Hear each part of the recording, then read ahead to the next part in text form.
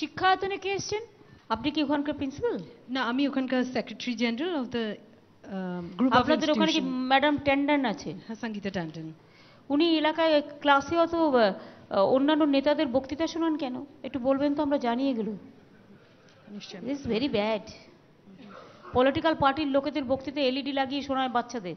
বাচ্চাদের কি এইটুকু 5, 6, 7, 8, 9, 10 স্টুডেন্ট তাদের বক্তৃতা শোনাচ্ছে?